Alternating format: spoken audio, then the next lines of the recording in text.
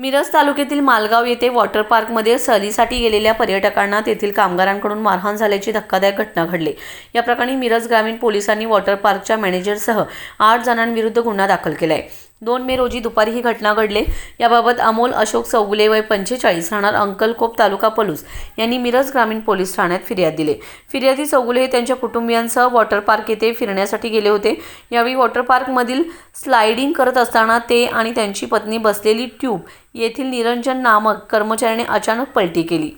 याबाबत चौगुले यांनी जाब विचारला असता ही आमची पद्धत आहे असे सांगत त्यांनी दमदाटी केले। त्यानंतर निरंजन याच्यासह अवधूत पाटील, अक्षय पाटील, मैफूज सय्यद, मॅनेजर पाटील आणि अन्य 3 अनोळखी व्यक्तींनी चौगुले व त्यांच्या कुटुंबियांना शिवीगाळ करत लाथाबुक्क्यांनी मारहाण केले। या घटनेत चौगुले यांचे भाऊ, पत्नी आणि भाऊजय असे एकूण 4 जण जखमी झाले। तसेच निरंजन याने फिर्यादीच्या 2 मुलांना ढकलल्याचेही फिर्यादीत नमूद करण्यात आले। या प्रकरणी मिरज ग्रामीण पोलिसांनी संबंधित 8 जणांविरुद्ध गुन्हा नोंदवला असून पुढील तपास सुरू असल्याची माहिती पोलिसांकडून देण्यात आली।